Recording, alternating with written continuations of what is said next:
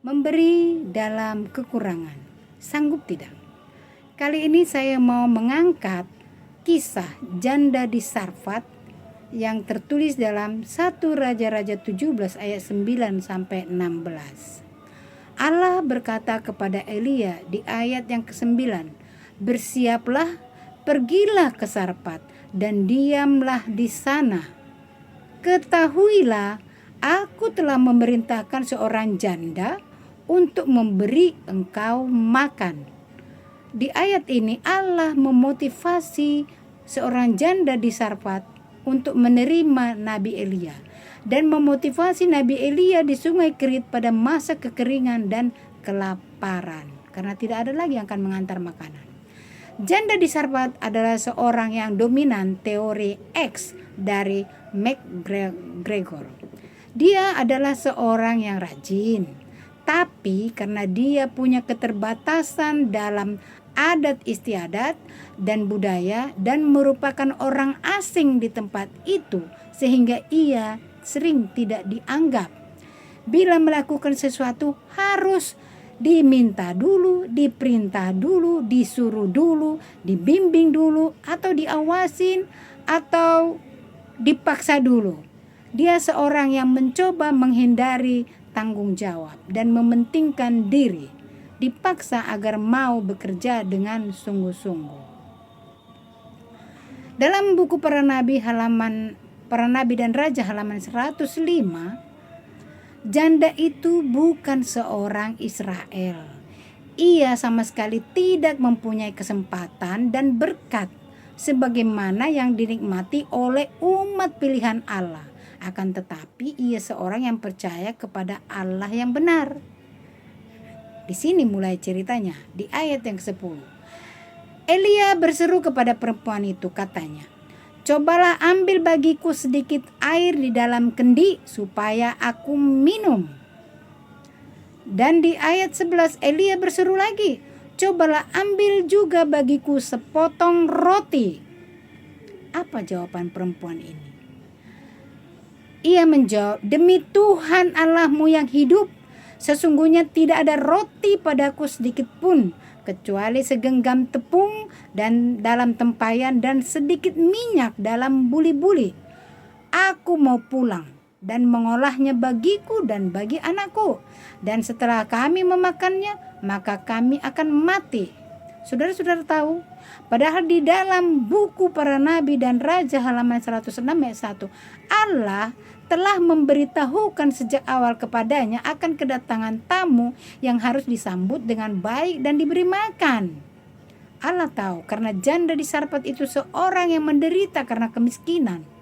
Allah ingin memberkati dia bila ia menurut apa yang Tuhan perintahkan kepadanya. Dan Para Nabi dan Raja halaman 106 di alinea keempat, dan ajaibnya perempuan Punikia itu, janda di Sarfat itu memiliki sifat yang dermawan. Di ayat 13 Elia berkata, "Jangan takut, pulanglah, buatlah seperti yang kau katakan, tetapi buatlah lebih dahulu bagiku sepotong roti bundar dan bawalah kepadaku, kemudian barulah kau buat bagimu dan bagi anakmu." Janda itu percaya dan dia menurut apa yang Elia perintahkan. Dia termotivasi. Hasilnya, lalu pergilah perempuan itu dan berbuat apa yang dikatakan Elia. Maka perempuan itu dan Elia serta anak perempuan itu mendapat makan beberapa waktu lamanya. Sungguh luar biasa karena motivasi dari Allah, motivasi dari Elia, sehingga janda itu mendapatkan berkat-berkat istimewa. Di ayat 16, tepung dalam tempayan itu tidak habis dan minyak dalam buli-buli tidak pernah berkurang, seperti firman Tuhan yang diucapkan dengan perantaraan Elia. Sumber kepuasan dan dari janda di Sarfat ini adalah karena dorongan dan motivasi. Apa sebenarnya motivasi itu? Motivasi adalah keinginan melakukan upaya untuk mencapai tujuan. Tingkah laku yang terarah untuk mencapai tujuan. Elia melakukan upaya untuk mencapai tujuan. Lalu janda di Sarfat termotivasi dengan terarah mendapatkan suatu tujuan, yaitu berkat istimewa. Motivasi yang dipakai di sini adalah motivasi ekstrinsik.